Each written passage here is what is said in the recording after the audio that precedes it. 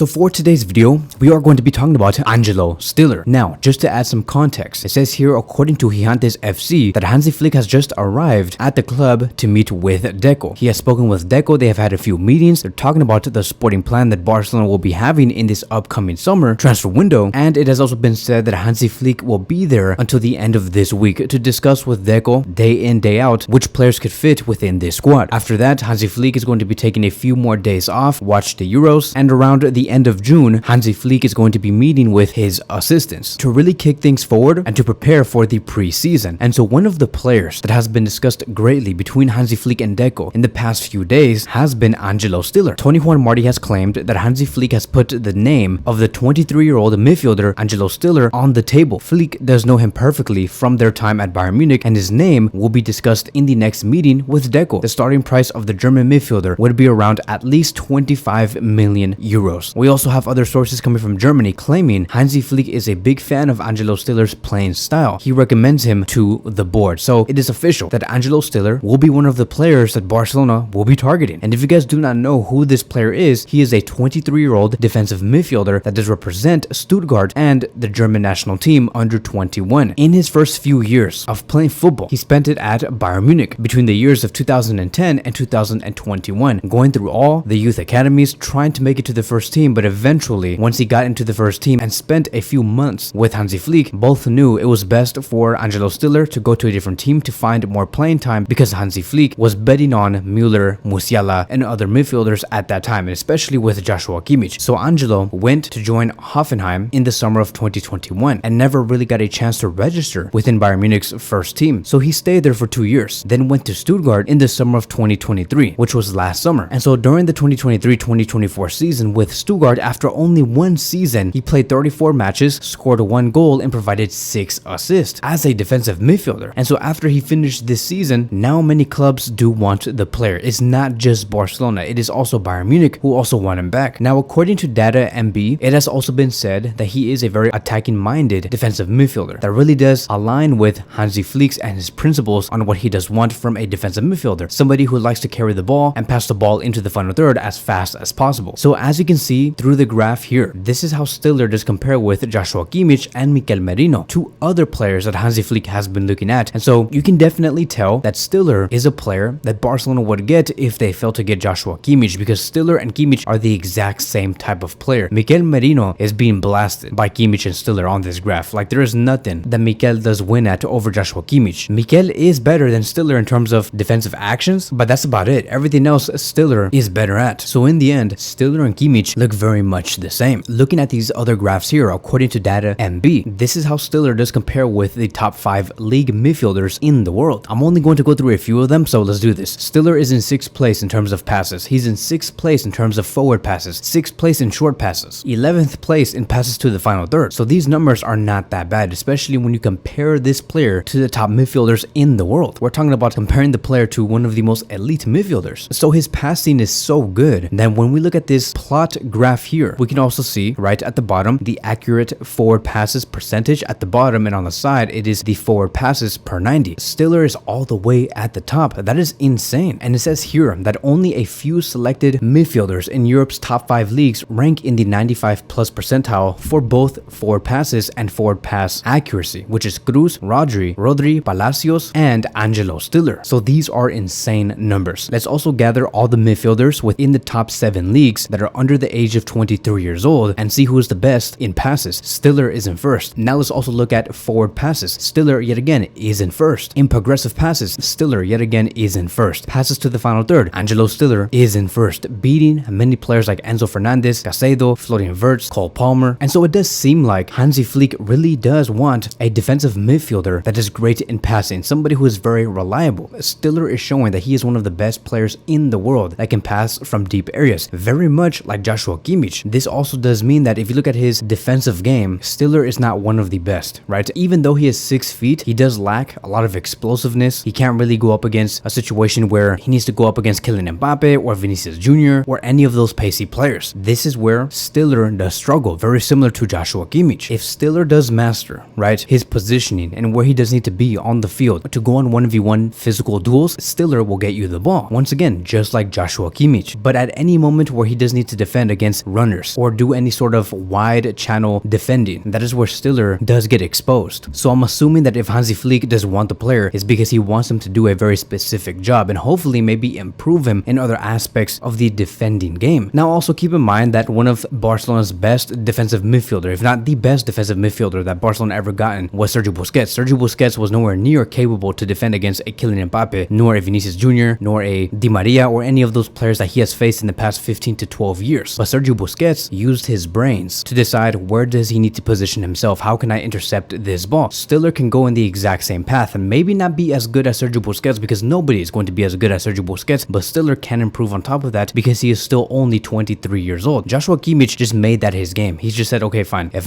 I'm not going to be world class in defending, if I'm going to be incapable to defend against a pacey player, I'm just going to be really good at receiving the ball and finding the key man up top. And that is why Joshua Kimmich is glorified so much, but yet again, not really glorified so much because he does not really act as a true number 6. And that is one of the problems that Barcelona do have with Kimmich at the moment. So in my opinion, I feel like Stiller is an option if Barcelona cannot achieve the signing of Joshua Kimmich, because these are two very much the same profiles. Joshua Kimmich is going to be costing around 50 million euros while you have Stiller costing around 25 million euros and have the potential to improve the player. And I know exactly why Hansi Flick is desperate to find a great passing defensive midfielder, because he wants his team to recoup the ball in deep areas and have the defensive midfielder to find one of the attacking players making those runs. Very similar to this play here. You can see that Bayern Munich received the ball in a very deep area. They won the ball. Joshua Kimmich receives it and he immediately passes to Sané, who is making a run down the middle. This is how Bayern Munich did counterattack under the guidance of Hansi Flick. He wants to repeat the exact same formula with Barcelona, but he cannot do that if he does not have the correct profiles. Someone like Stiller and Kimmich can greatly help in these attacking scenarios here. So again, if Barcelona are yet again limited to who they could sign and Joshua Kimmich becomes unreachable, maybe because of his release clause or his wages, Stiller would be a great option. Now, does this mean that Hansi Flick is saying, I also don't trust someone like Gavi because Gavi does not give me what I want? No, Gavi is still very much a trusted player under Hansi Flick. It even does say here, according to Fernando Polo, that from the club and players camp, they see Gavi as the perfect player to adapt to a double pivot role in Hansi Flick's new system. The player sees this with good eyes too. Also, Gavi is not expected to be back until October or even November, although his recovery is going really good. They want him to recover perfectly. So if you guys were afraid about maybe Gavi being outcasted from the starting 11, no. Hansi Flick plans to use Gavi as a starter and to have Gavi next to either Stiller or Joshua Kimmich or Frankie or Mikel Merino. At the moment, it is very unclear, but this is the reason why Hansi Flick is having multiple meetings with Deco and will be having even more meetings with Deco in the next couple of days. There's also going to be much more clarity regarding how Barcelona will move financially and sportingly once we do get the response from La Liga. As of now, we still don't have any response, and hopefully we do get that as soon as possible. And so that is it. That is going to be wrapping up today's video. Thank you guys so much for watching, and I will see you guys in the next one.